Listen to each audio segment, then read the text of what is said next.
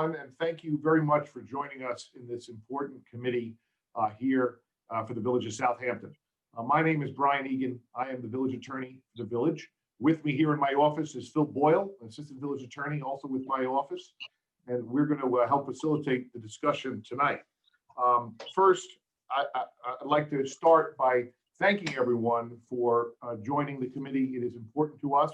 It is important charge we have from the governor to be able to do this in an effective way. And we appreciate the larger community input. It is important to the process, and it will bring results and fruition that I think is going to make us all very proud of our village. With that said, let me turn it over to first introduce the two trustees who are chairing this by designation of the Board of Trustees. The first is Trustee Mark Parrish. The second is Trustee Joe McLaughlin. So let me turn it over to the two trustees if they have any words of welcome to the committee.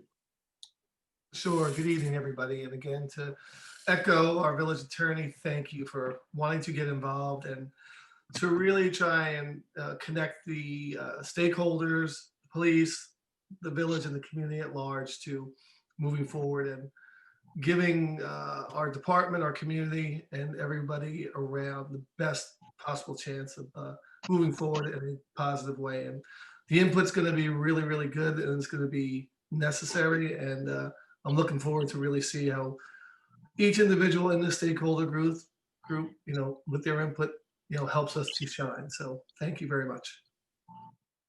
Thank you, Trustee Parrish. Hi, everyone. My name is Trustee McLaughlin, Joe McLaughlin. I just wanted to say thank you all for coming this evening. And also, I wanted to say, I think we're going to have a good discussion for the next few meetings. As the trustee liaison to the police department, I have met with them almost weekly, if not bi-weekly, by phone or in person, discussing various matters that have come before the community, and also issues that my fellow trustees and I have. So they've been very receptive, and I hope we can discuss some of these issues going forward. But I think Chief Cummings and his staff have been very receptive to things that the mayor, myself, and Trustee Parrish and others would like to see happen. So with that, I will have the Chief or Brian take over and go from there. Thank you very much, Joe. I'll turn it over now just for a brief introduction to Chief Cummings. I don't know if any of you met him yet, but he is the chief of our village police department. And I'd just like to give him an opportunity. Again, thanks everybody for their cooperation with these Zoom intros. Everybody on this is going to get their chance of doing the same thing. So just be ready as I throw it to you game show host style. But let me introduce Chief Tom Cummings at this point. Thank you, Chief. Hi, everybody. Thank you for participating. I'm Tom Cummings. I'm almost finishing about my 34th year with the police department. I've been the chief for the last 10 years. I was the second in command for 6 years before that. I basically held every rank in the department on my way to chief. I was the department's, we've been accredited. We were the first village police department on Long Island to be accredited back in 1993. I was the program manager from 1991 till 2017. When I turned it over to Lieutenant Sue Hertel, who's in my office with me. She's a member of my command staff. She's got 24 years with the department, and Sue has been a police officer, a detective, a sergeant, and now a lieutenant.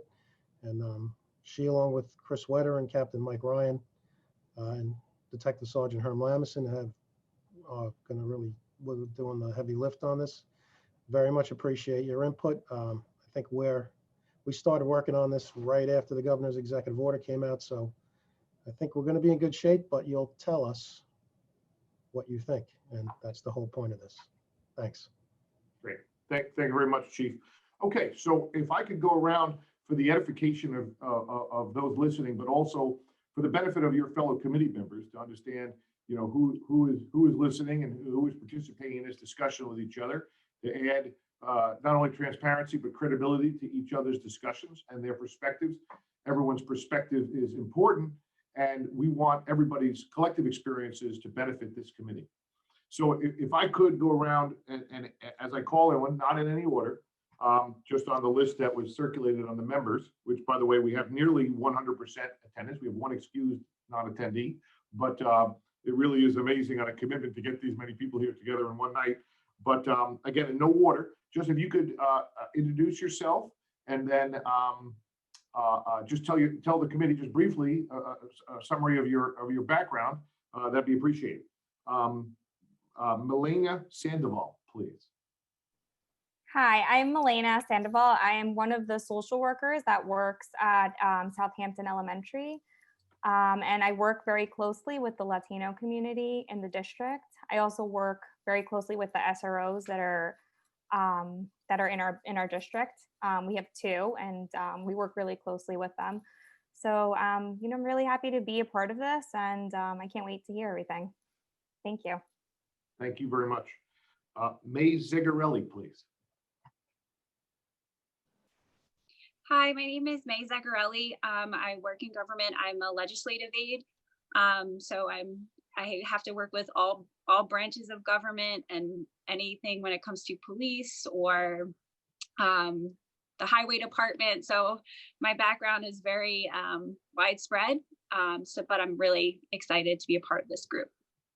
Thank you. And what legislative aid, what level of government are you in? I'm in the town of Southampton. Thank you. I know we have two members of the district attorney's office, Patricia Brosco and Brendan Ahern. Yes, good evening, everyone. My name is Brendan Ahern. I work at the Suffolk County District Attorney's Office. My position there is I am a Deputy Division Chief of the Trial Division.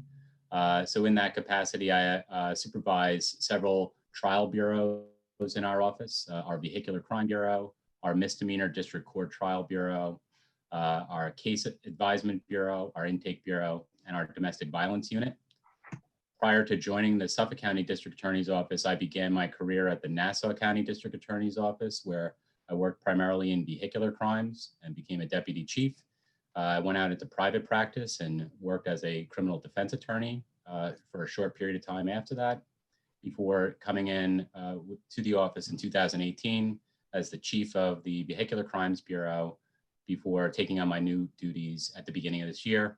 And I just want to thank everyone for participating, and we look forward to participating and hopefully making meaningful contributions. Thank you. Thank you, Brendan. Patricia, would you like to say something? Sure, thank you so much. I'm thanking everybody for inviting me to be part of this committee. I've been an assistant district attorney for 33 and a half years.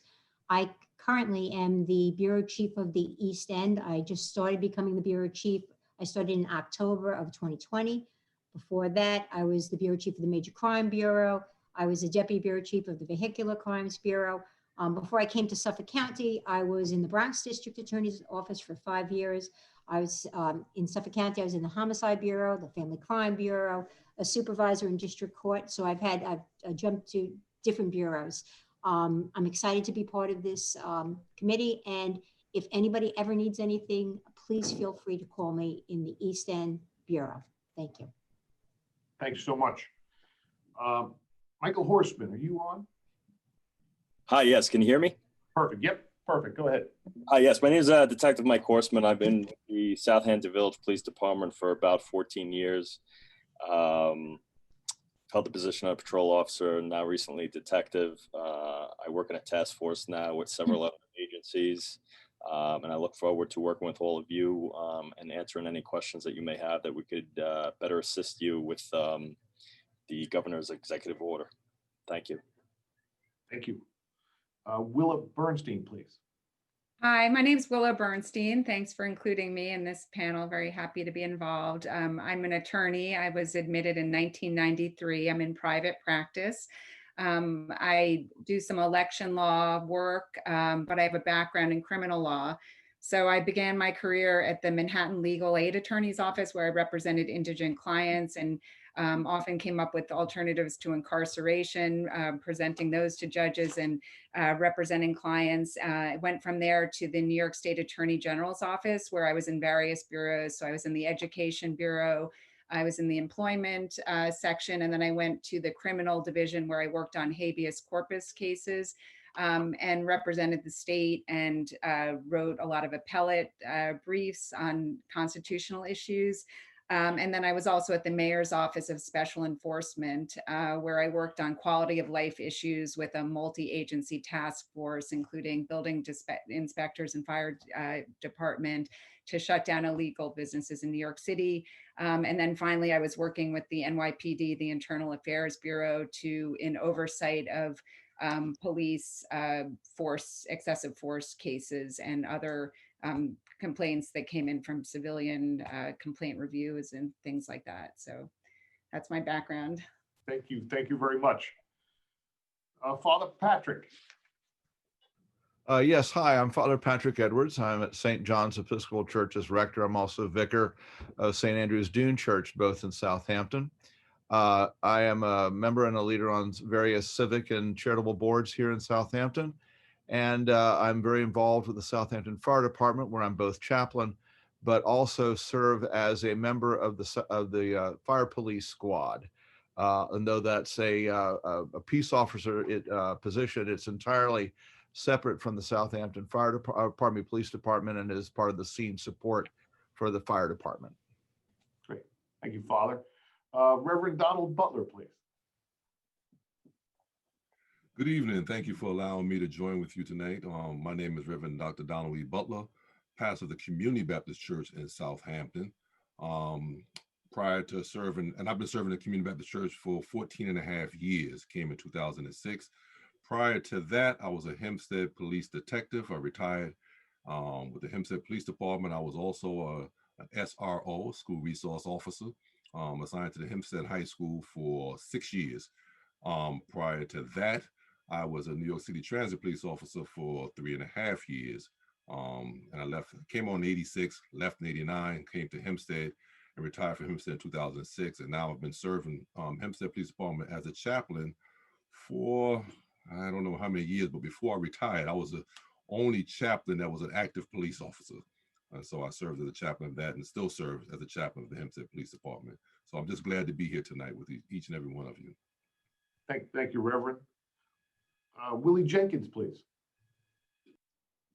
Hello, how you doing? My name is Willie Jenkins. I am a local activist, one of the leaders of the Black Lives Matter movement of the East End. And also, the community activist, Southampton, Bridgehampton, locally all around. I'm somebody that I think very much has the ear of the people of color, on the East End and local groups like that. And I think that, I try to do as much for the community as I possibly can. And also, I think it's important that, in the past, I've made mistakes and have been in trouble. And I think that's important because I try to learn from the mistakes and teach other people to learn from their mistakes or not to make those mistakes. So I think that's very important going forward in these conversations, not just somebody who is on the other side of the law who, upholds it. I've been in a position where I've been getting in trouble. So I think that's important to say that I can look at it from a different perspective and give lend my, information on that. Appreciate that. Thank you very much. Lisa Votino, please. Hey y'all, I apologize. I think I have the dreaded Rona, so I'm a little quiet than usual. I am a community organizer out here, probably for about 16 years or so. I lived on the Shinnecock Reservation. My ex and my daughter are tribal members over there. I still live in Southampton, and Willie was my partner over the summer doing organizing and supporting lots of the Black Lives Matter rallies. I also have a background in working with Suffolk County on the DOJ agreement or consent decree. I'm on the town's version of this. And I'm also in a group called Long Island Advocates for Police Accountability that is working with Suffolk and Nassau on trying to get them to do police reform. So there you have it. Thank you, Lisa. I hope you have a mild case and feel better very soon. Good. Yeah, fingers crossed for you. Let me turn last but not least, Daniel Russo, who is not unknown to everyone here and certainly not unknown in the courthouses of Suffolk County. Good evening, Brian. Thank you very much, and thank you for allowing me the privilege of being part of this. Again, Dan Russo. I am a lawyer in private practice. My practice is out of West Hampton Beach, where I've been since 2003. I've practiced extensively in the courts in Suffolk County, predominantly on the east end of Long Island. In 2008, I had the distinct privilege of serving in an interim basis on the Southampton Town Board. And it's good to be back with some of my friends that I see here, Lisa and some others from Southampton. So it's a privilege and a pleasure to be back. In my current capacity, I'm serving as the administrator for the Suffolk County Assigned Counsel Plan. For those of you who don't know, my office is responsible for assigning private lawyers to indigent clients when the Legal Aid Society is conflicted. We handle the homicide cases where someone can't afford an attorney in the county, and my office assigns lawyers throughout the East End, including Southampton Village. So again, thank you so much, and anxious to get going. Great.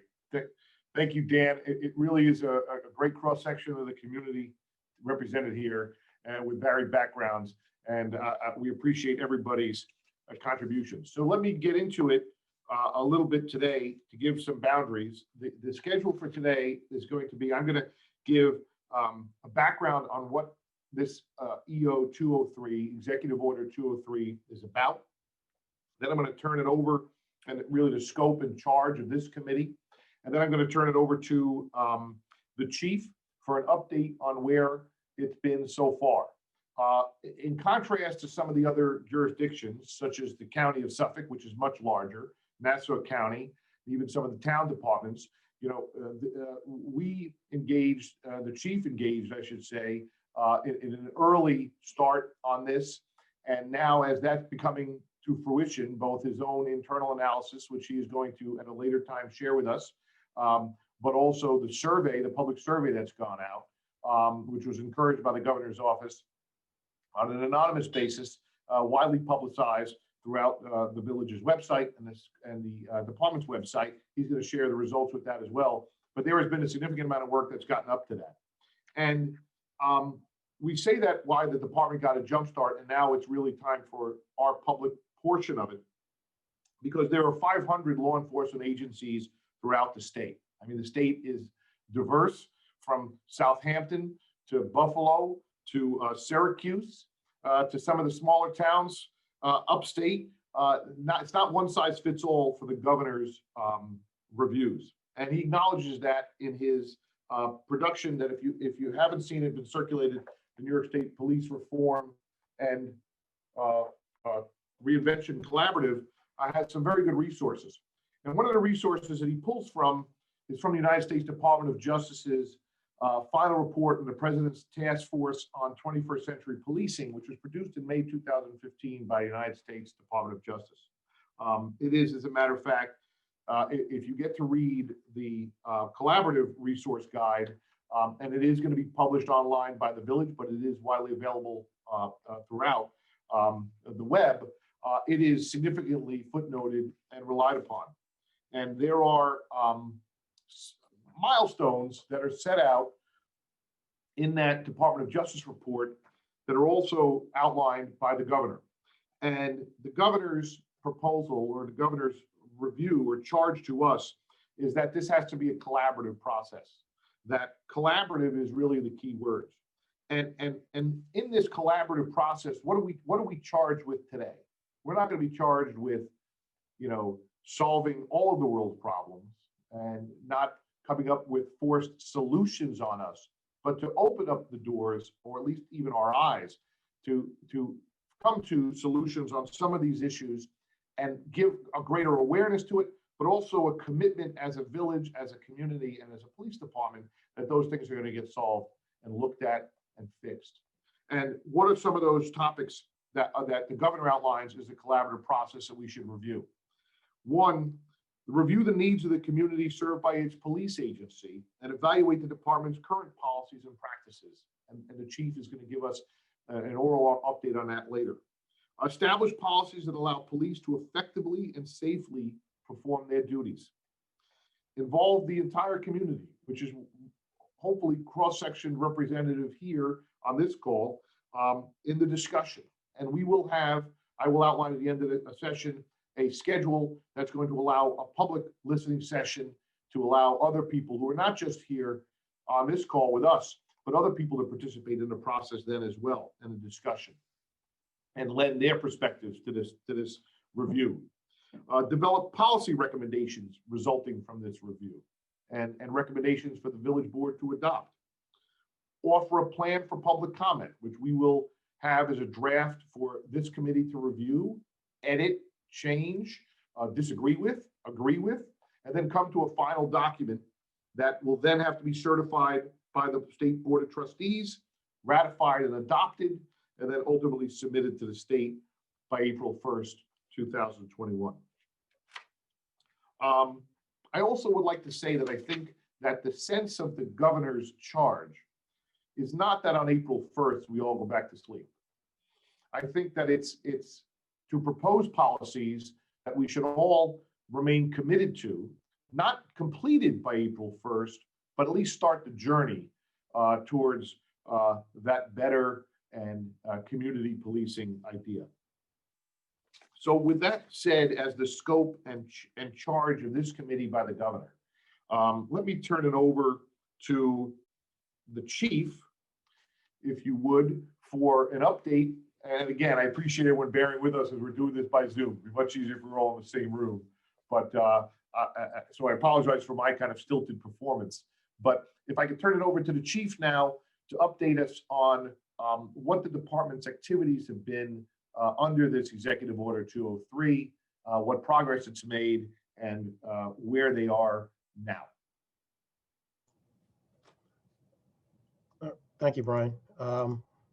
Okay, so when the executive order came out, there's a particular paragraph that gets into a lot of the important topics in modern policing. And we got right onto that paragraph, and things like de-escalation training, community policing, hotspot policing, and a lot of the other things.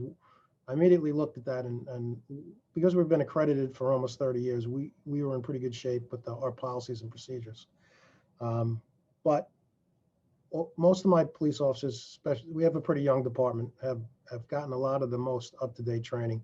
Suffolk County PD has a implicit bias training that's actually recognized nationally, and all the younger guys that went through the police academy have had that training.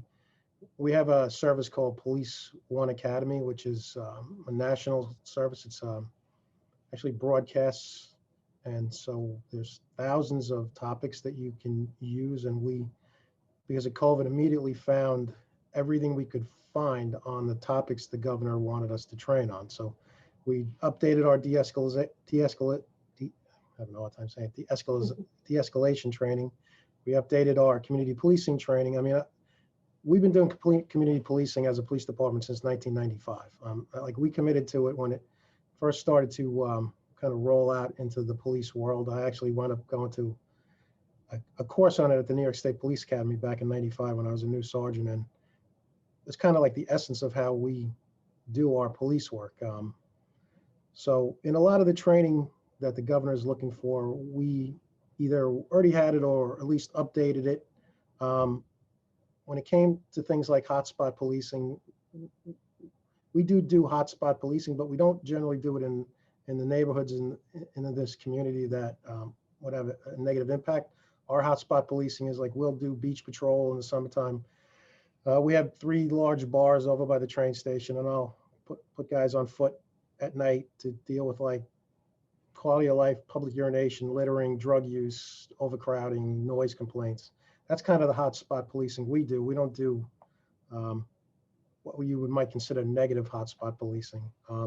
Obviously, we're involved in the schools. We have 2 SROs in our schools, which is pretty good for a small department. You know, we have 33 police officers, and 2 of them are school resource officers. So the village has been very committed and given me the resources to have police officers in the school. Plus, we have, you know, Herm Lameson's been the longtime basketball coach at the high school. He's involved. A couple of our other young cops are coaching sports on a part-time basis in the schools, and so we try to be very much involved in the community to the extent that we can be. Now, in terms of accreditation, only 29, accreditation's been around since 1988, but only 29% of the departments in the state are accredited, which is obviously a number that you'd like to think would be better at this point. But we got on board with that very early. As I said before, we're the first village on Long Island to get accredited. We've been accredited nearly 30 years now. And as part of accreditation, there's a set of standards for how you do administrative functions, operation functions, and training functions. And you have to have a very robust set of rules and procedures to comply with the standards.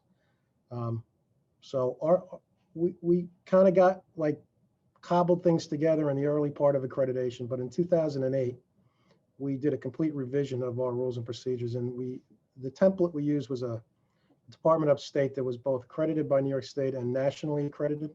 So we took their policies, and what was appropriate to us, we adopted. And then the things that they didn't have, we either use model policies from the International Association of Chiefs of Police, or, and mostly lately, the New York State Municipal Police Training Council will put out a model policy. And so since it's a New York State policy, we try to get as close to that as we can.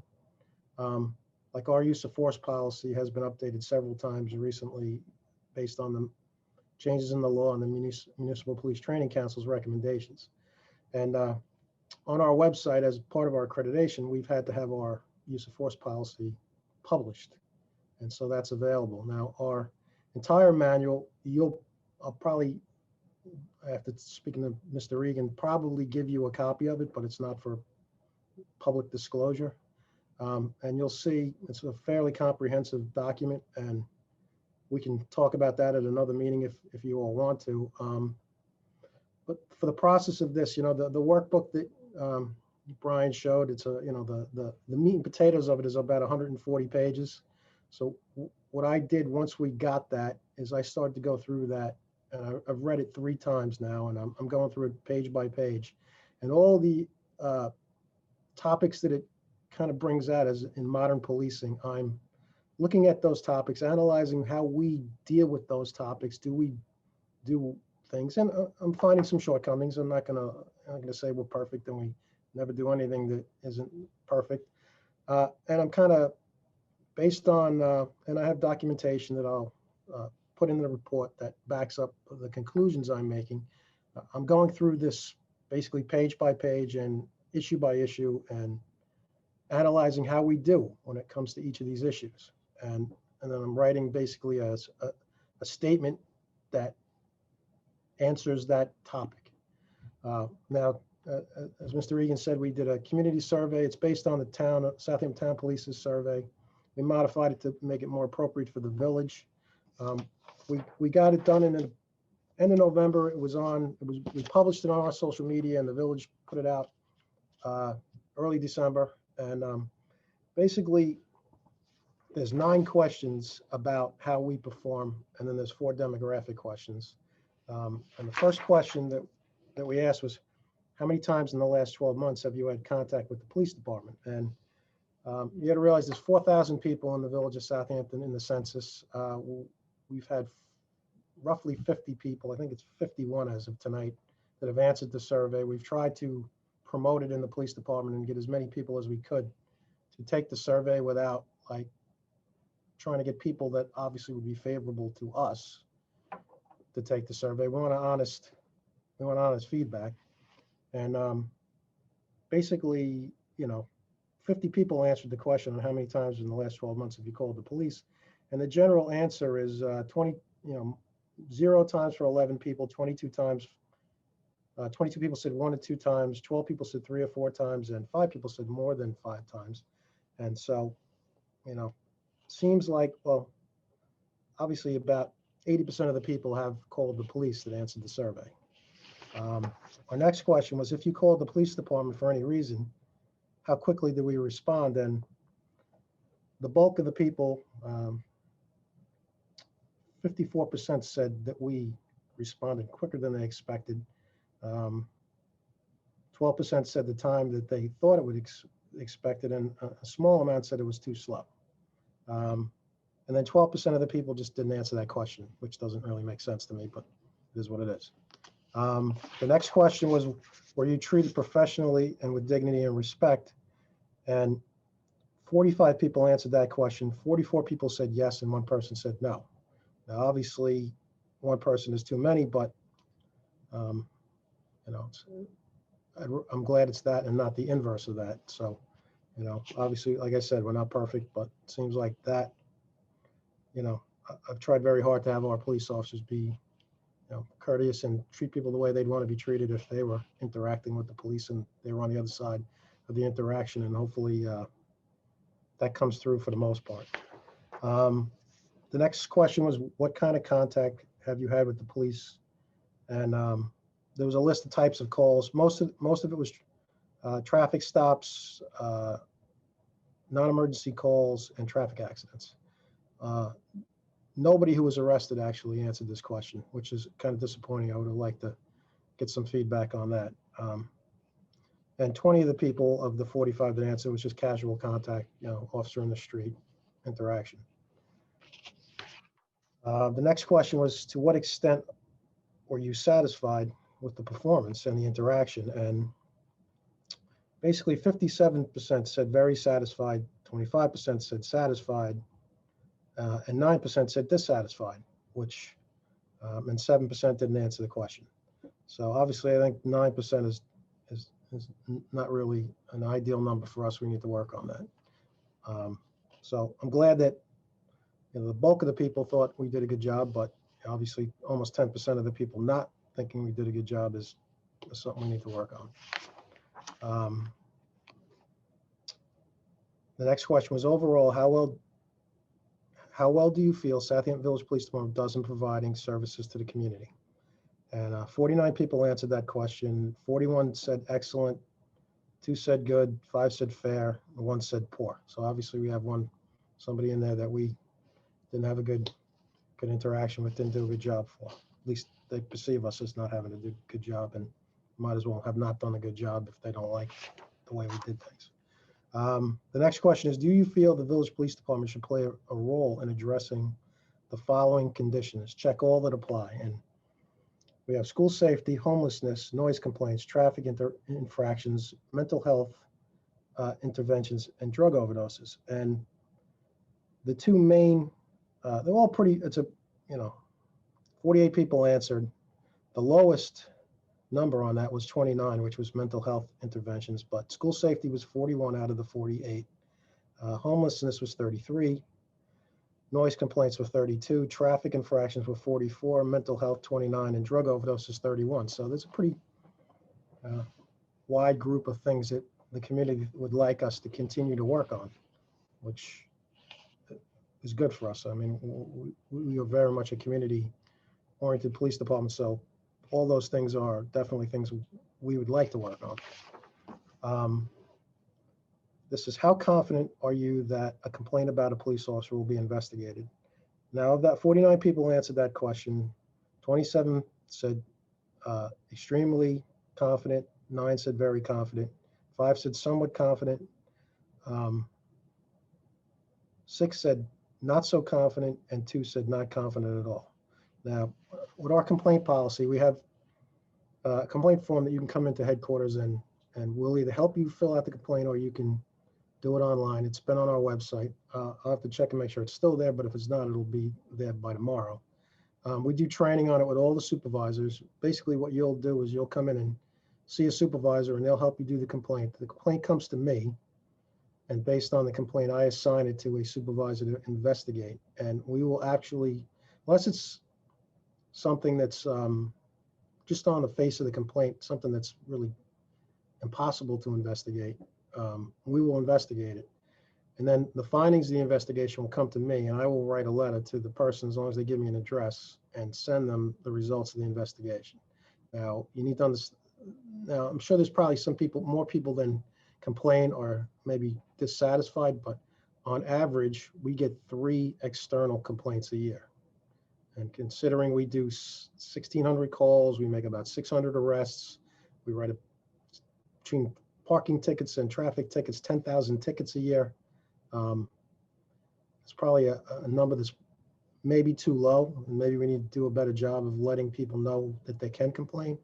But I don't think it's, I think my cops for the most part are doing a bad job. So if people complain, we'll investigate it. And the more details that you give us, the better we will be able to investigate it.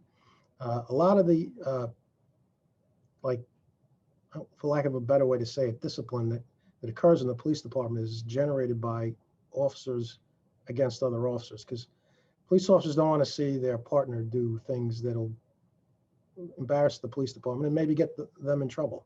So a lot of what we deal with is a sergeant will see his cop doing something that doesn't like, or her. We have a female sergeant too, and we deal with it. You know, we work on it, and we do a lot of training, and we really don't accept like unprofessional behavior here. So I think we're in good shape, but like I said, I think the amount of complaints versus the amount of interactions, we could probably do a better job of letting the community know they can complain. And maybe that's something we can improve on. The next question was, the Southampton Village Department has a good working relationship with minority communities, ? 49 people answered that question. 27 said they strongly agree. 13 said they agree. 5 didn't answer the question. 2 disagreed and 2 strongly disagreed. So obviously there was a percentage of people that don't think we do a good job. Seems like the majority think we do, but like I said, there's always room for improvement. So we certainly can work on that. Then there was demographics. What is your gender? It was 49 people answered. 18 were male, 27 were female, 4 preferred not to answer. What is your age group? It was a pretty widely spread. Nobody under 18. 18 to 24 was 3 people.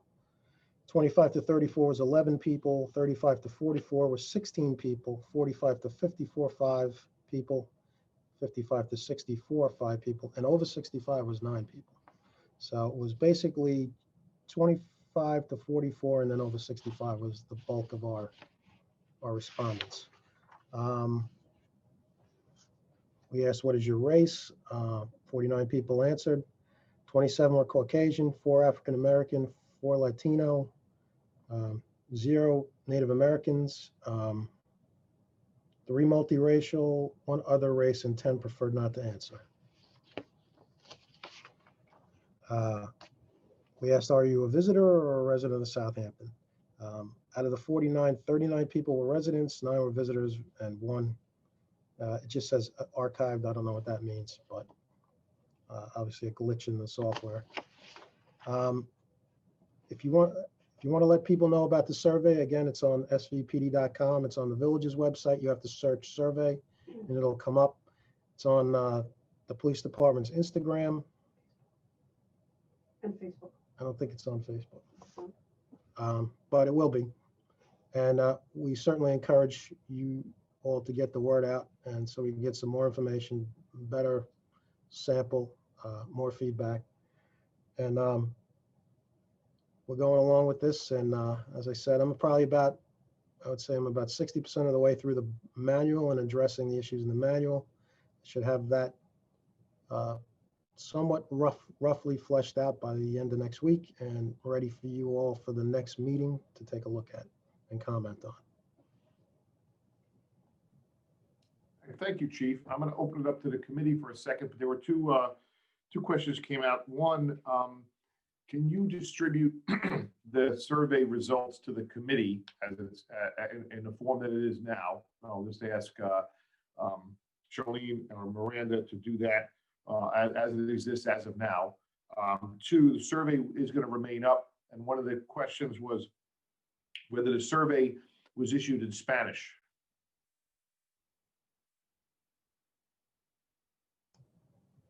No, but if we can do it, we will. Yeah, so if we can get that changed into Spanish and then posted as well, and then advertised, that would be good.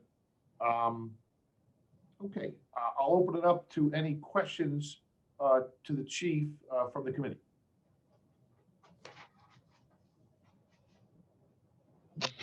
Go ahead, Hey, Chief. Lisa. Oh, I'm sorry. I saw Lisa's hand up first. Oh, good. So I think it's great that you guys are being proactive on it. I think one of the things that we really need to consider is not having those survey results go right back to the police department.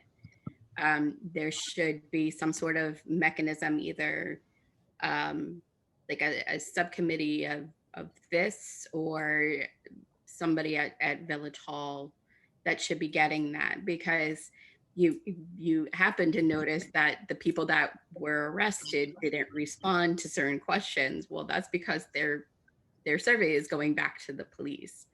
So if we really want to have a survey that's all inclusive, and where people are going to answer it honestly, so we can get a good picture, again, good or bad, we really want it to be as unbiased as possible, and have people feel as comfortable as possible to respond to it. Thank you, Lisa. Chief, I think that's a good suggestion. If we can, let's publish the survey to the committee as is now. We're going to have a listening session in a couple of weeks. So we'll advertise the survey, and then in that couple of week interim in the middle, we'll adopt Lisa's suggestion to have that survey results dead end in not dead end, return, back to the clerk's office in Village Hall. Thank you. Mr. Jenkins, please. How you doing? I know you were talking about the sample size of the survey. With just one suggestion, I'm not sure if you guys are open to it, but just certain demographics aren't going to go on the police website and fill out the survey. And that should be common sense. And I don't mean to talk out of turn, but most people in the African-American community aren't going to go on the police website and be like, oh, let me go fill out this police survey. My suggestion, being somebody that was part of the community, have an officer go door to door. It's, in certain areas where you want the survey size definitely filled. Just go door to door. Say, hey, listen, how are we doing? How are we doing? How are we doing to you guys? And then you'll get a more fair read, because I'm not going to even me, I don't do anything wrong nowadays. I do good stuff with the community. I try to be as proactive as possible, but I'm still not going to go on the police thing and fill out a survey and be like, and tell you how you're doing. But if you were to come knock on my door and say, hey, listen, we're your public servants. We just want to see how we're doing. It looks like you care. It looks like you really want to know, not that it's forced. Because when it's just on your thing, it's like, okay, somebody told me to put this on my website. I put it up there. If you answer, you answer. If you don't, you don't. But if you actually get proactive and have officers come out and say, hey, listen, how are we doing? We want to know how we're doing in the community. Then it builds trust. You really want to know. You really care. It's just a suggestion. It's not a knock on anything. I hope you guys don't take it wrong and everything like that. But, you understand what I'm saying? Yeah. Yep. No, I appreciate that perspective. I think it's a manpower issue going door to door, and you're never going to get a perfect sample if you go door to door too. But I do think that there is a possibility for outreach via publicizing that survey via churches or other community groups, places, supermarkets, the post office, places where people frequent go, where they're comfortable, where they're not necessarily in an interaction standpoint, a forced interaction standpoint, I should say. Yes. So I think that's a good. I know it's a little tough door to door. It's just a suggestion I was throwing out, but yep, I think you get the idea. Yeah, absolutely. And whether that place is, again, where people get coffee, where people are comfortable and where they would normally be, to be able to get that information to respond, to increase that participation. I think it's a good point. So, Chief, I wonder if we could make up some kind of flyers to get that out and put those, have the officers put those up in some of those places. That would be no problem. Great, excellent, thank you. Reverend Butler, please. Yeah, I agree with what Lisa was saying, because if you have someone in between the police department, it would alleviate some of that apprehension they have with dealing with the police. I know that firsthand. Take advantage of the Black clergy. You have at least three churches of color. My church, Community Baptist Church, First Baptist Church on Halsey, and also King's Chapel. and we could utilize that, and we could speak to. I mean, I always speak to my members about police and interaction with police, so they pretty much understand that if I bring it to them, it's not a trap. You know, I'm not trying to trap anyone. I'm really trying to get information, and I think the police department would do great justice if they got more. I mean, 50 people out of 4,000 people, and I was going to ask the question: how many of them were minorities, or people of color? And I see you have four that were Black and 4 Latino. I think that is a very small number, and that's why you got some of the answers that you got also, because most of the people I deal with do not trust the police. They do not. And well, let me change that. The older ones do, the younger ones don't. And I think we need to really address that. I you know, when you just put the this is my first time even hearing about the survey at all. It's my first time hearing it. So when I go back now, and when I get off of here, I'm going to put it on the church Facebook page.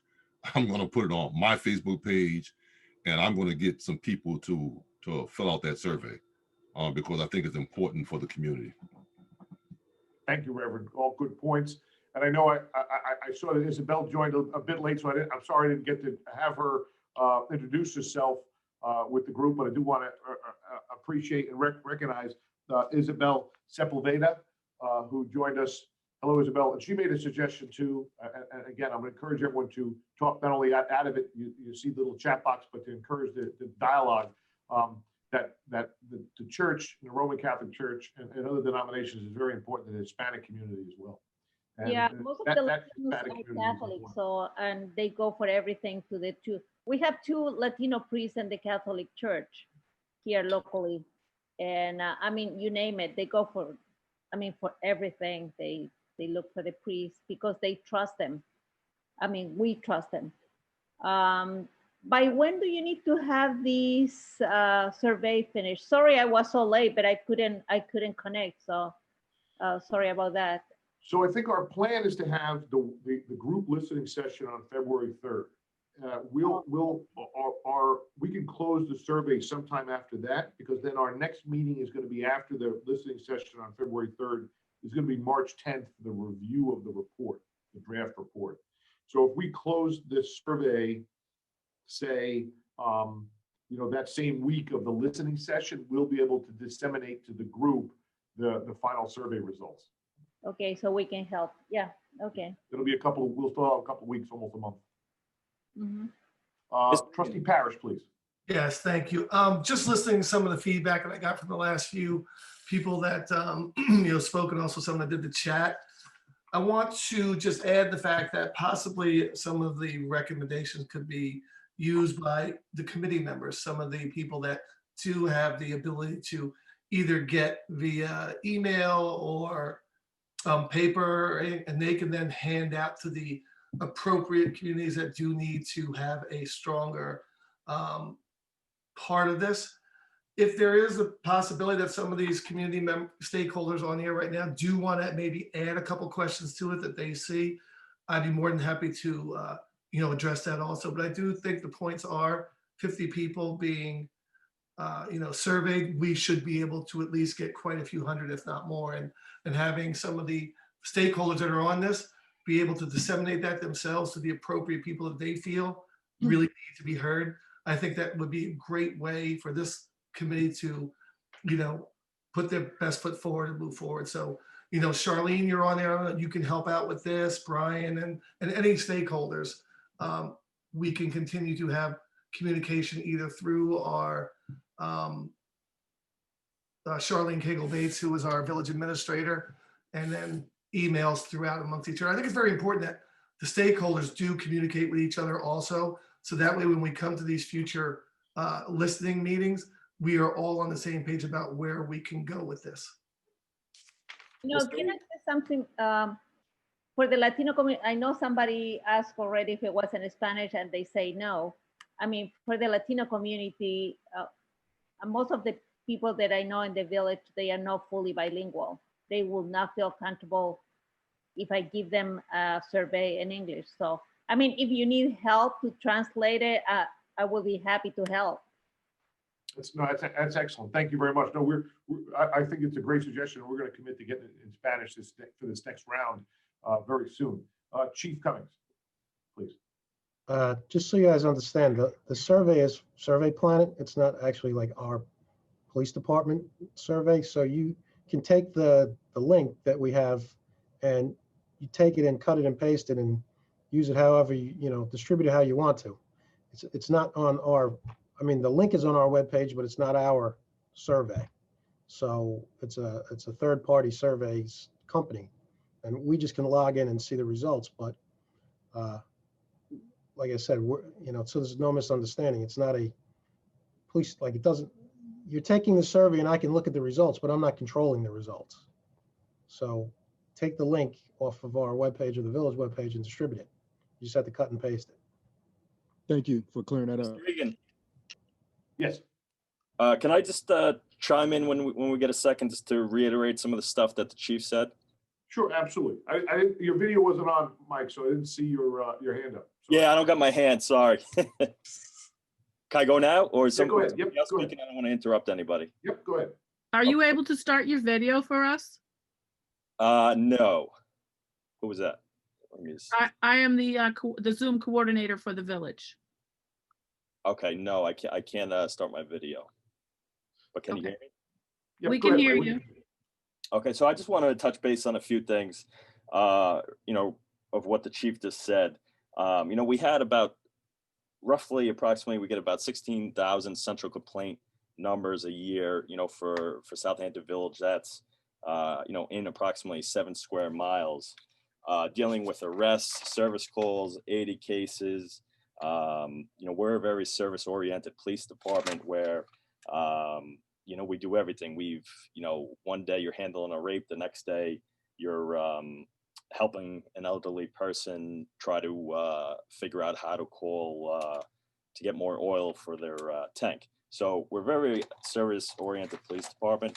And out of the 16,000 central complaint numbers that we have in a year, as the chief mentioned, I'm sure we'd like it to be 0, but we've only had 3 external complaints that get to the chief out of 16,000 documented incidents with the residents. So, again, we would like that to be 0, but I think I think that's obviously good odds. Just some of the other things. The chief's been the chief of police here for about 10 years. We've had, to my knowledge, no federal lawsuits regarding false arrests in that time, no excessive force lawsuits in that time. So that does say a lot under the administration currently that we're under. Things have changed. Again, I've been here about 14 years. I've been on the PBA board of directors for about 8 years. And those are good, those are good results, I think. We could always do a better job. Unfortunately, sometimes people do come in to complain, and it's, sometimes because they got a traffic ticket. Unfortunately, that's something that has to be dealt in the court system. I understand that, I've gotten tickets before in my lifetime, and it's not a fun thing to have to deal with. But, unfortunately, we do have to enforce certain laws and regulations and stuff like that. Our police response is anywhere from, maybe 10, 15 seconds to about 4 minutes. Out of the majority of the police departments in Long Island, I personally do not live in the village. It has taken over an hour for a police officer to come. That's a long time. Again, if it does take longer than 4 minutes, it's because it's a non-emergency call and the officer could be coming from the opposite side of the village. So I think our response time is very good. We have a hand up. Did you want to ask a question? Yeah, Kat, I was just gonna wait until Okay. until Mike was done with his statement. So I got this. Go ahead, You Mike. got it. Go ahead. Yep, I'm just about done.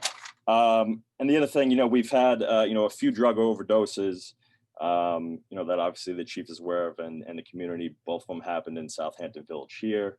I can't comment too much on it, but, we believe that that the person responsible for that was charged with charges not necessary for the drug overdose, but additional charges. The chief of police gave extraordinary amount of manpower to deal with those overdoses. So, we could do the best for the families to find out who was responsible for that. So that's all I had. I just want to reiterate a little stuff that Chief Cummings said, and that's all I have. Thank you, Mike. Thank Mr. Jenkins, you had your hand up first. Yeah, how you doing? I appreciate you, Mike. Right? I appreciate letting us know those numbers and figures and everything. Just a little insight. Just coming from the other side.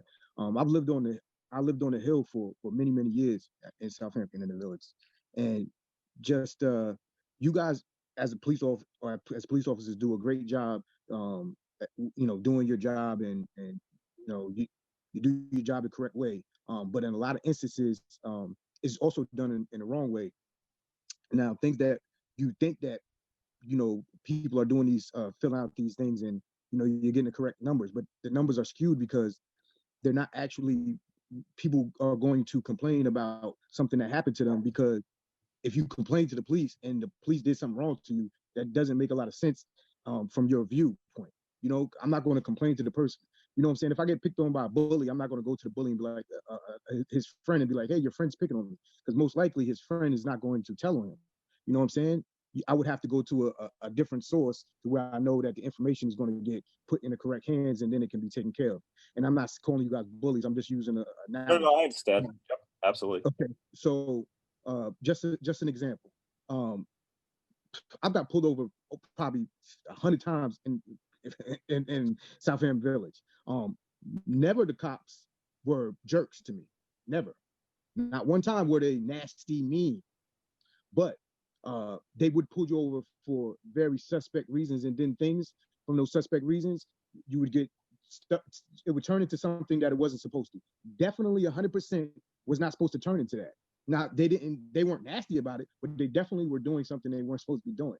And it comes into play like, do I say the cop was nasty and mean? No, because that didn't happen. But if I get pulled over for a license plate light, then why am I getting put outside my car and searched? That happened so many times. It's crazy. And I've seen it happen, but I don't see it happen to certain people, especially people that weren't living necessarily in certain places. So I complained to, at that time, I complained to my friends, and I'd be like, oh man, it's crazy. They searched me, But I'm not going to go, hey chief, they searched me when I feel like it's rigged. So I'm not going to go to the police who did it and then be like, hey guys, like you guys are doing this. You're doing it. So it's like, and I just don't want to play. I just want to play this game.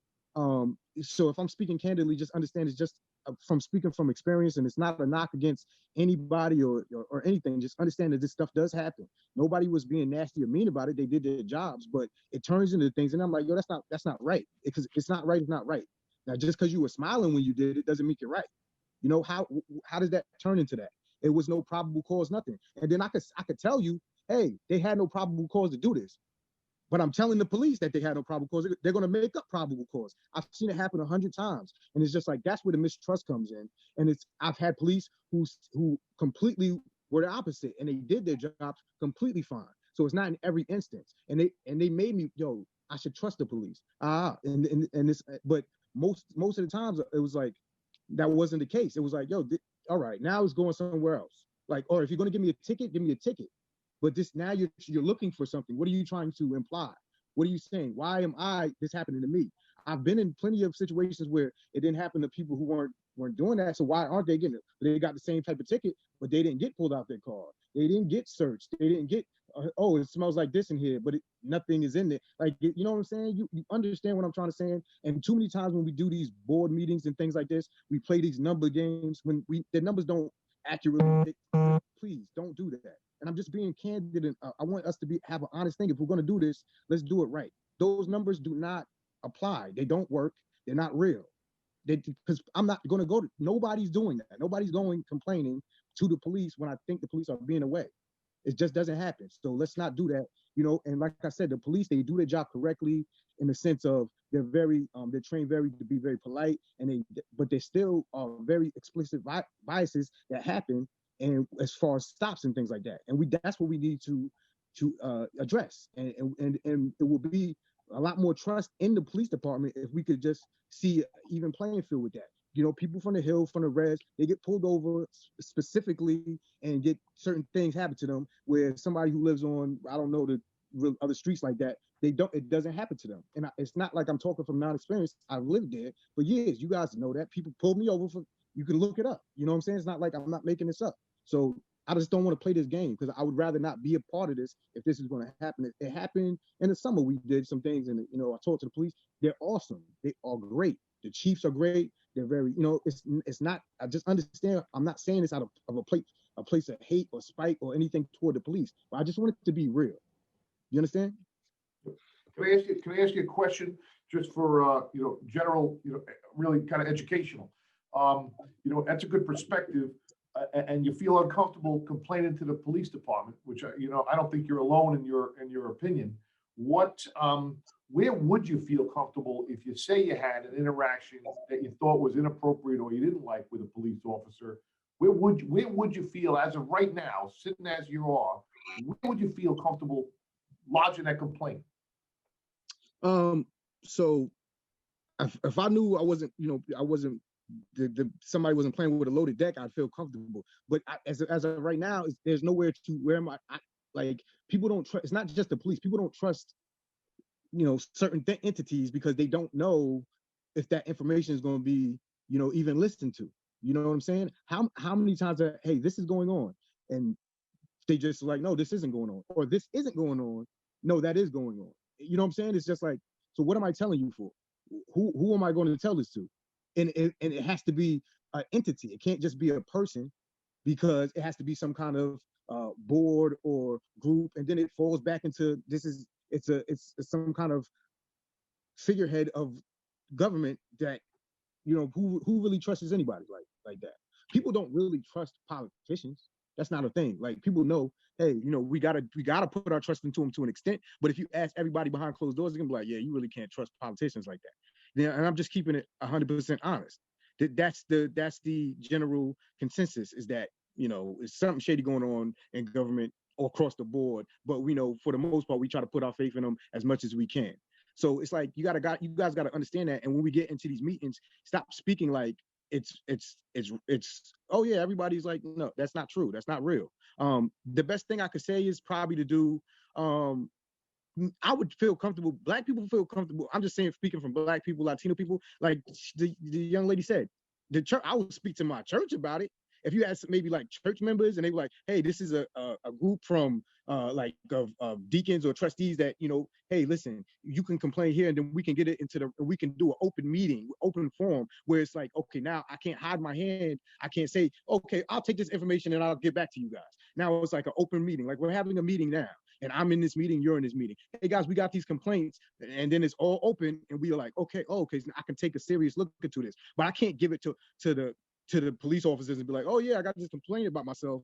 Okay, now the complaint is gone, as far as I know, or not. Not saying you guys are doing that, but just understand how it looks. You know what I mean? Not saying at all that you guys are doing anything wrong in that sense, but understand how it looks. And I would not do that. But if it was like, Black people trust their church, just is what it is. They trust their deaconess, they trust their board of trustees and all that. They would go, and I'd be like, hey, listen, man, like the survey, like you said, we go, it's a thing.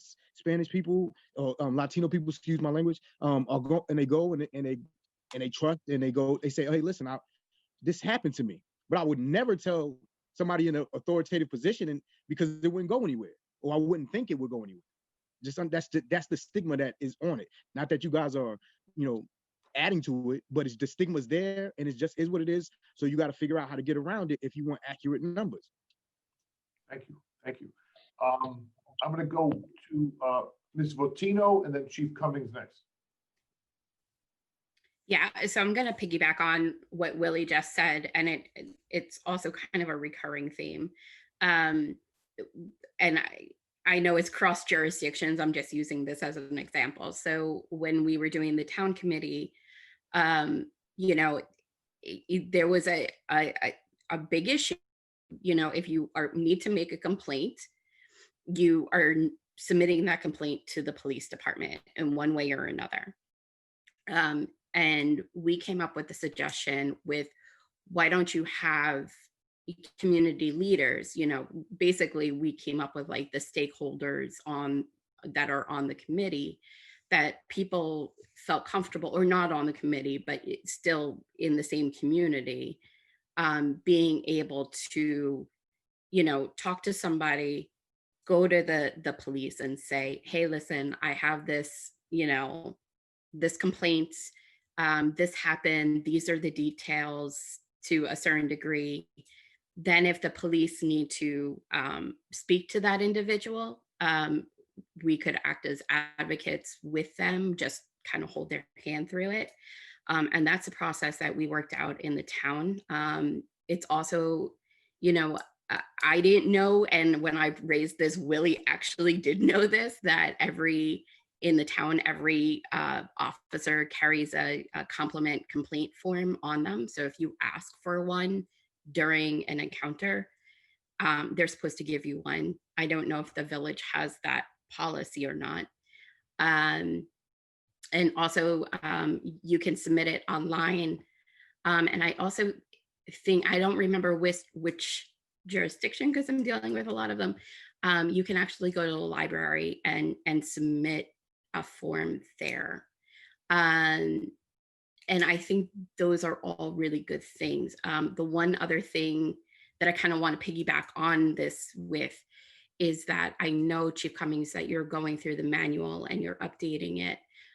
What I'm hoping that you will do is that we don't have a lot of these meetings scheduled, but I would hope that you would take our input in some of those policies, because as I'm working through this in other jurisdictions, we're realizing that, what a policy is and then how it actually is implemented at the community level, particularly communities of color, there's a whole vast difference in that. And I know, as far as my goal, and I'm sure everybody's goal here, is we want our police department to be the best that they can, and our community to be the best that they can.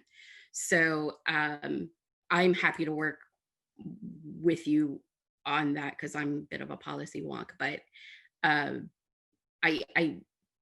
don't want it to be where like the manual is there and you're not getting input that may be really valuable to you at the end of the day and to the department.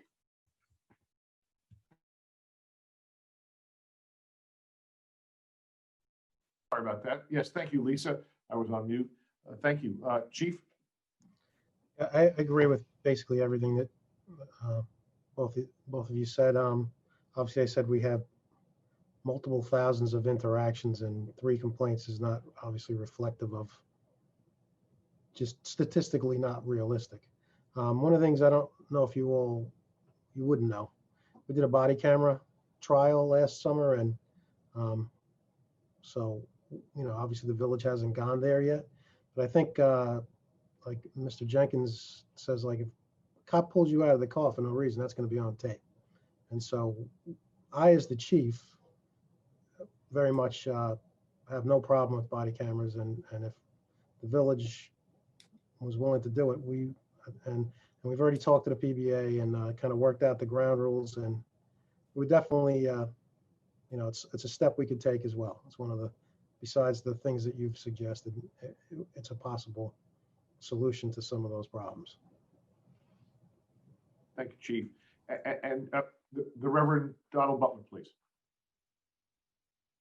Yeah, to the chief, how did the PBX receive that wearing cameras? Because we didn't have cameras when I retired in 2006.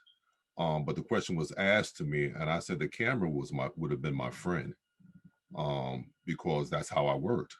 So I really wouldn't have been in opposition of a camera, because if someone said something that was wrong, it's there on video.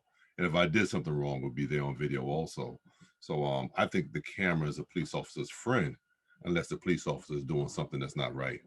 And the camera, the police department, the administration would have to hold every police officer accountable to actually having that camera on with no excuses, because some people will turn the camera off, or they'll cover the lens, or they'll do something if they're doing something wrong, so there'll be no visual. So I think that it would be another thing that the supervisor would really have to supervise and make sure, just periodically check that if you ever get to that point, that your camera is on and working. The only real problem the PBA had was that they didn't want the administration of the police department watching it to find like really minor violations of our rules, like a guy wasn't wearing his hat or something, and using that to discipline them. The regular stuff that they did in the street, they didn't have any problem with. The only other concern they really had was the community foiling video footage and putting it on, out into the world and compromising their safety possibly. So we were able to kind of come to a reasonable agreement on all those things. If we did go to body cameras on a regular basis, we'd have to make it a more comprehensive policy. But for the couple of months that we had them in the summer of 2019, it was definitely a workable compromise, and it went well. I mean, we really didn't see anything, and it identified some tactics. Like, we had a guy, as an example, a cop turned his back on someone we knew from watching the video was going to get arrested, and that was obviously not a good idea for the cop to do.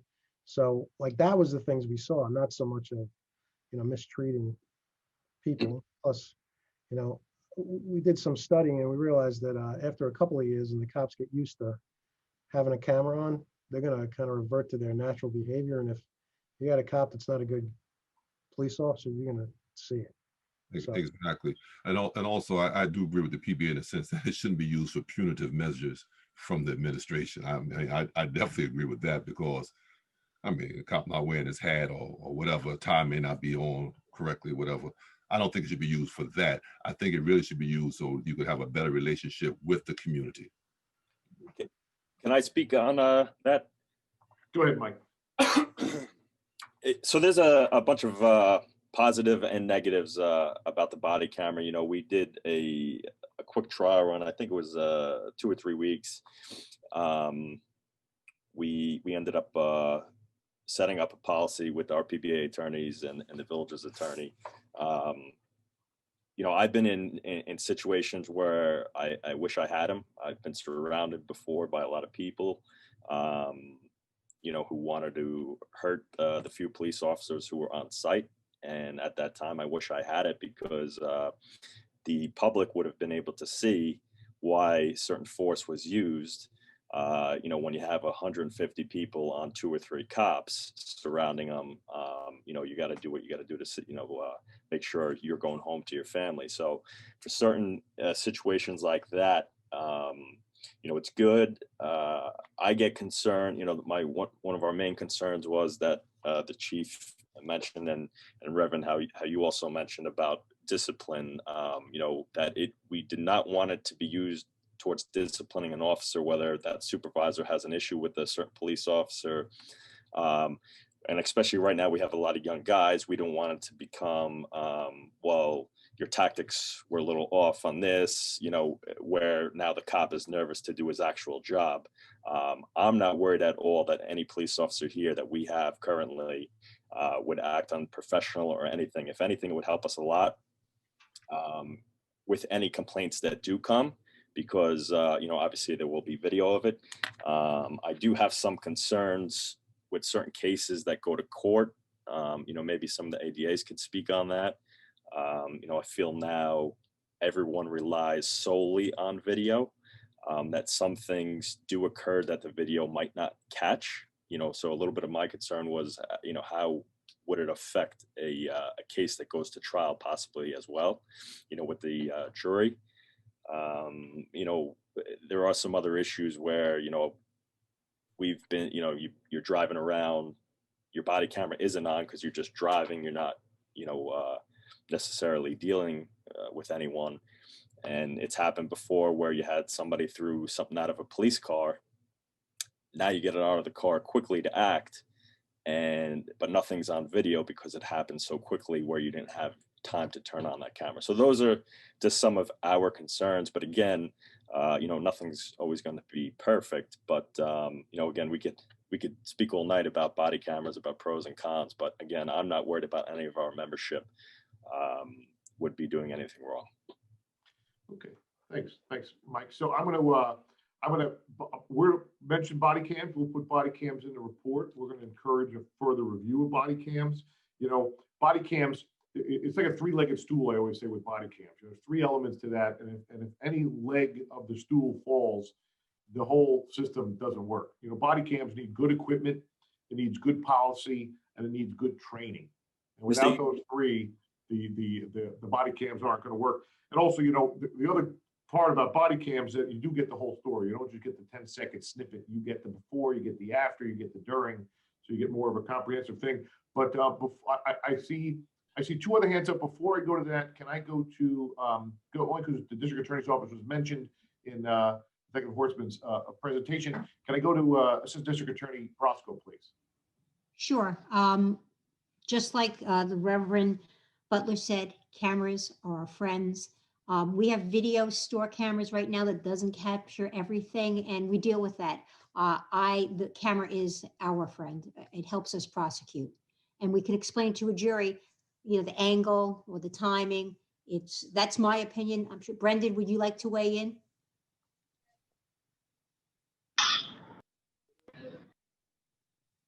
Sorry, Trish, I'm having some connectivity issues, but I would echo those sentiments. All right, thanks. Let's go to Ms. Zagarelli, please. Sorry, I was on mute. Mine is not about body cams. It was a little bit taking it a bit backwards, but I noticed on the website that some of the forms are printable and going to some of the concerns. I don't know per se if someone were to have a complaint or they went home or anything like that, that they would have, you know, access to a printer. It might be better to have some of these forms on an online platform where they could submit them and actually know that it's documented and going into the right hands. Okay. Thank you. Ms. Sandoval, please. I think I saw someone had one more comment about the body cams. I don't know if they want to go before me. Yes, if that's okay with you, unless. Yeah. Yes? Yeah. Yes, go ahead. Okay, yeah, so just one more comment about the body cameras that, you know, unfortunately, as you said, Mr. Egan, it costs a lot of money. Approximately, I think for Southampton Village to have the correct equipment would be probably another $1 million a year. So, you know, it's not cheap. It's just something, you know, to consider further as well. Thank you. Ms. Sandoval, please. Yeah, so to take it back to when Chief was speaking at the beginning, you mentioned that the newer cops had received implicit bias training through Suffolk PD Academy. I was just wondering, does the Southampton Town Police Department receive any sort of implicit bias training? And if they do, what does that look like? How often do they receive it? And if they don't, you know, do you guys have any plans on incorporating that into some of your trainings? Well, I have no control over what the town police do, but their officers, for the most part, go to the same police academy. Occasionally, we hire police officers from NYPD, but I'm sure they get a pretty good version of that type of training as well. Right now, for the more experienced guys like me, who, you know, almost 34 years on, the county's going to do an in-service version of that training for our more experienced officers. We're just waiting for them because of COVID. It's tough to schedule training, and as soon as, you know, it becomes more possible to do training, I think everybody on the East End, every police department on the East End will take advantage of that program. Thank you, Chief. Any other hands that want to speak as of now? Okay. All right. Seeing none, let me move towards the schedule for the balance of the committee. It was distributed to you. If you haven't seen this yet, I think it was attached in your original Zoom invitations. Our next dates, and for those people who are listening, we are going to advertise the February 3rd, 2021 stakeholders group public listening session. We'll provide a public notice in the paper. And the question for the committee now because we want to widen that distribution of the survey, get it out to those community locations as suggested by Mr. Jenkins and others on the churches, and use the power of the pulpit to get that word out. We could extend the time for the survey. Is the committee's thought to have it on February 3rd and have it closed so we have the results the night of that listening session? Or is that not necessarily important? Close it, say, the week or two afterwards and just distribute it to the committee before they review the report, say, towards the end of February? Meaning, do you want to have the survey results closed before the 3rd so that we can discuss it within the context of the listening group? Is that enough time? I'll take a hand if anybody's got any thoughts. Ms. Bernstein, please. Yeah, I mean, I would say that that's not, it doesn't seem like enough time if we want to just help distribute the survey, you know, amongst the panel getting out to their communities and whatever. We need to allow more time for people to respond to the survey so we can have a better sample group than the 50 that have responded. I mean, you know, or a goal in terms of what number we should get to so we have a meaningful sample, so we involve the community in you know, in the process, because one of the whole things was trust and you know, making it accessible to various stakeholders, but not, you know, so I think we need to allow more time to get those answers back and have, you know, an analysis, to be able to do an analysis so we can speak meaningfully about it. Okay, Mr. Russo? Brian, Ms. Bernstein said what I was about to say. I think you do a disservice to the chief by closing it early. Let the clergy, let Reverend Butler do his thing, and why not have as many of those surveys as possible? I mean, you have till April to, you know, be able to say that you did due diligence and to reach out to every corner of the village. That's just my thought. Okay, thanks, Dan. Okay, I just have a quick question, because our agenda seems very much survey driven. Are we going to be reviewing any of the policies? Because that certainly is something that from EO203, we're, as a community, we're supposed to be doing. And that's supposed to go in before the plan, because that's supposed to be input that's included in the plan. So that's a fair question. You know, I think that all of what we're running against is the governor's clock on this with April 1st. I think that the process envisioned a longer solution finding post April 1st, which I think is going to be incumbent upon our community to make that happen, and this village board and this village police department. The report needs to be submitted by April 1st. So as the schedule as proposed now has a February 3rd listening session, February 26th draft report due, and then allow the committee to have enough time to review it, have a third stakeholders meeting on March 10th. The Board of Trustees would have to enact this on the 23rd, and then the 31st, the mayor would have to sign the certification. So we're dealing with, to a certain extent, with a calendar set by the governor, with no indication that that's going to be extended. So I'm not sure in that calendar where else it would have it, except in the context of the draft report, that if the policy analysis is going to be done by the chief and then responded to, again, it's not the entire police manual, it's going to be reviewed. And if you look at any other draft reports that have been submitted on by other towns or counties so far, it did not have that. If you look at the resource guide set forth by the governor, it has specific areas of questions that are going to be analyzed by the police department. And we're going to, once that report is then drafted, I think that's the opportunity to have comments, questions, edits on what those policies are. We actually received clarification from the governor on this.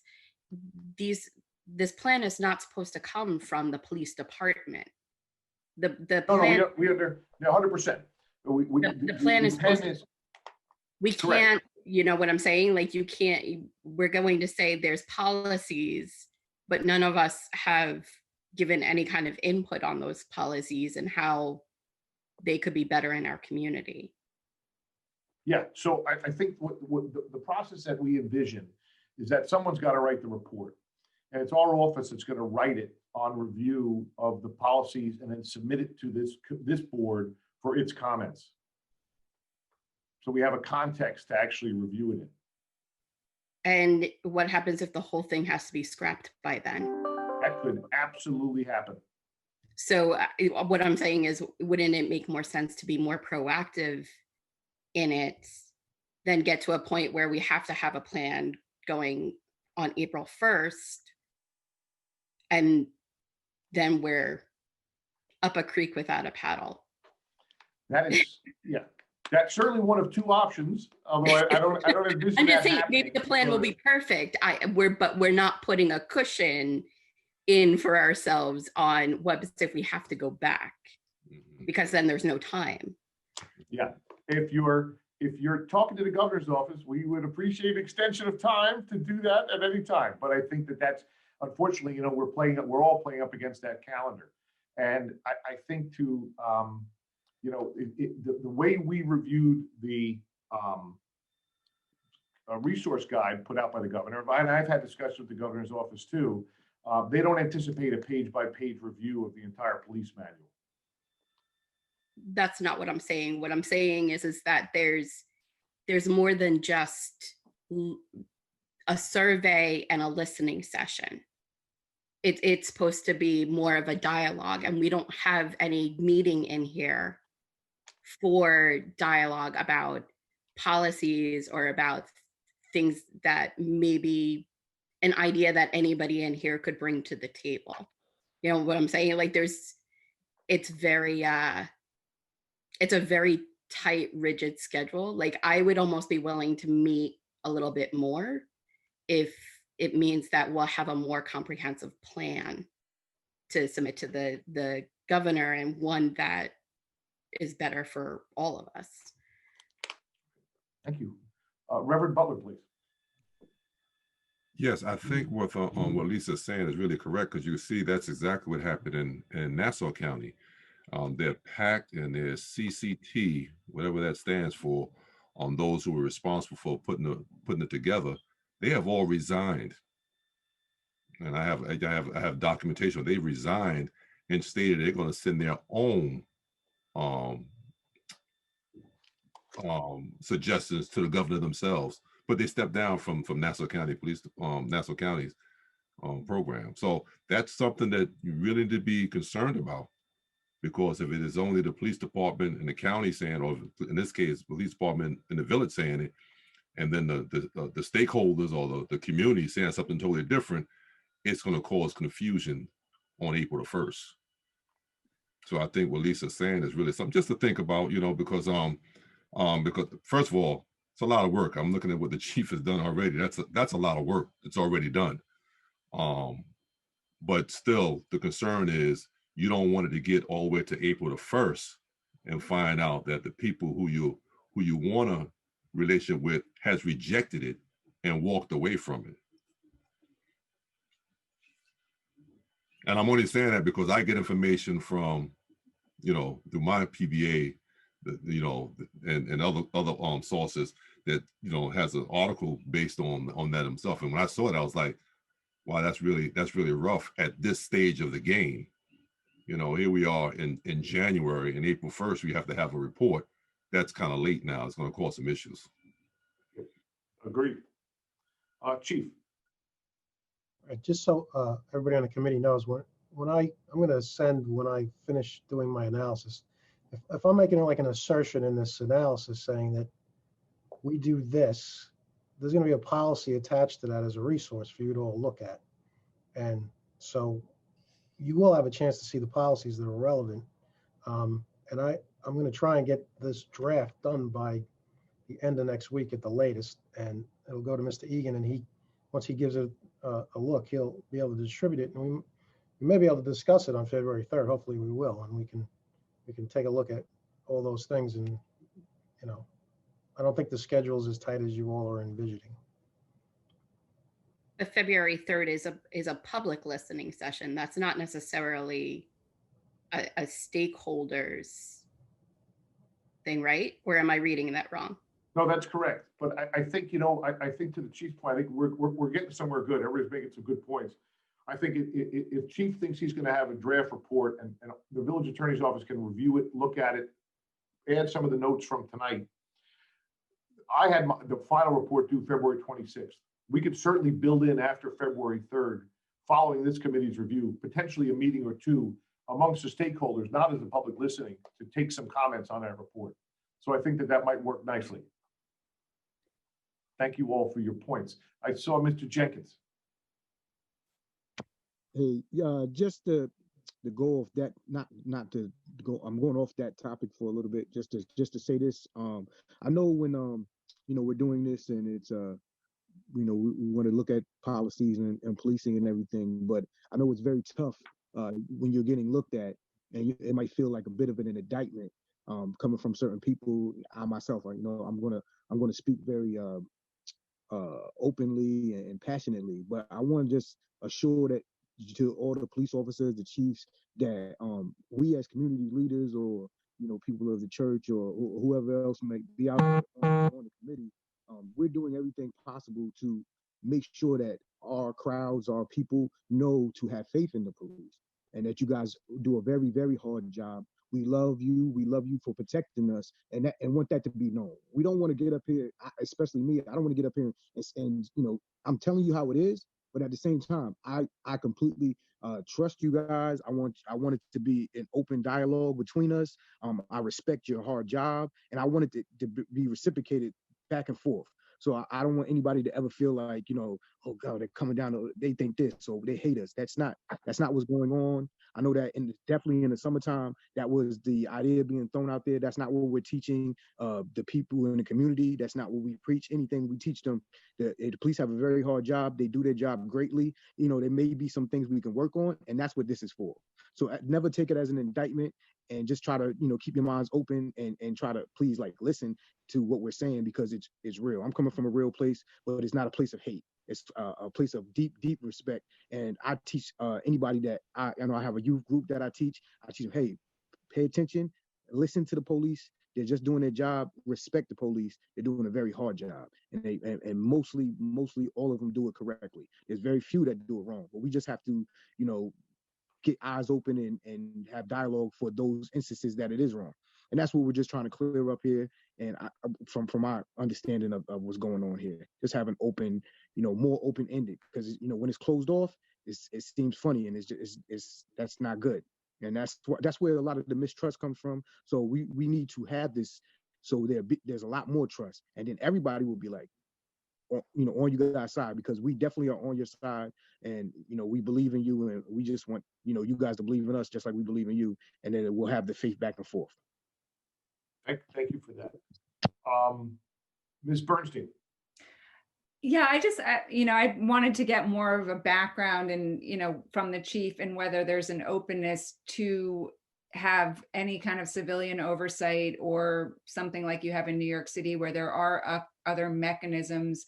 If there is a complaint, that you're not just submitting it to the police department, and it's not just going to the chief, you know, in order to establish trust and kind of a safety mechanism where people feel like there is other oversight. I mean, that is actually my background, where I went into local, you know, police departments and sat down with police officers who were doing internal affairs, and went, as an attorney, went over the investigations with them, and, you know, wrote notes on it, and so on. But I think that in terms of the mission, at least as I read it in the governor's report, it's about creating that kind of reform in the police department, even if here everything is working extremely well, and there are very few complaints. But I think the question is the structure, and is the structure, you know, come into the 21st century, and have we, you know, followed the guidelines? Are we going to be able to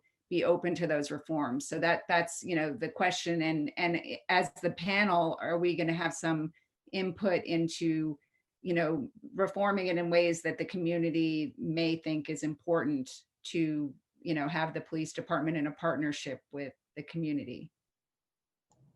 Well, this process is actually a village board process. We're just participating in it, so I think the village board would probably be more appropriately answer that. We do have another attorney in addition to Mr. Egan that reviews our work and reports to the village board. He works for the village, not for the police department. So if we're off track, I'm going to get, checked, for lack of a better way to put it. Whether or not there's some civilian oversight is kind of beyond my ability to say. Yeah, I think to Ms. Bernstein's point, I think the governor's office envisioned if we felt as stakeholders that this was something that the board should really consider and do, we should make that recommendation and have that included into the report. The mayor's office and the certification that's required afterwards just certifies that the process was done and that the report was in. But I think the context of the report, this stakeholder group is going to make recommendations such as that perhaps we should increase civilian complaint participation and review, and that we should increase the ability for other avenues for complaint with the police department besides just the, to Mr. Jenkins' point, besides just the department itself. That it's kind of self-defeating to have the complainers about the complaint to the complainers, and that's a good point. And I think that those points in the policies as the draft report, once we have the context to discuss it in, should form the basis for a recommendation from this committee. Any other questions at this point? Okay, so I think that this is very productive. So let's schedule February 3rd for the stakeholders group public listening session. We will advertise that and certainly advertise that to your groups. In February, we'll look to have, if we have this draft report from the chief with the backup policies as analyzed through the EO 203 process, let's look towards scheduling another meeting of this group as suggested by Ms. Fotino for another stakeholder group meeting, review that report with an eye towards finalizing it towards the end of February. And then we'll pick up the rest of the schedule for March, which then again is a race towards the finish line. With that said, if we were going to does the group agree to close the survey, let's say Friday, February 12th, give almost a full month for additional responses. And then we can schedule, say, a meeting the week after that to analyze the report. Does that sound approximately right? I mean, we'll nail down some dates by email. Sounds good to me. Okay, all right, perfect. So let's do that. Let's close that survey the 12th. We will get the survey out revised. We may lean on some of you for the Spanish translation, so that would be great. And then we'll get it out to and post it up this week and get it out there. But with that being said, that's the end of my formal part of the program. I always go to the good of the order on if anyone has anything under Robert's rules to add, anything additional tonight. All right. Thank you guys so much. Thank you for bearing with me as I try to throw everybody as a master of ceremonies through this. I do wish we were all in person, as I think we all do, but thank you for being patient with me. And again, we really appreciate this collaborative process, and we will get through it. We will get through it together. So thank you very much. Appreciate it. Have a good evening. You too. Good night. Thank you. Take care.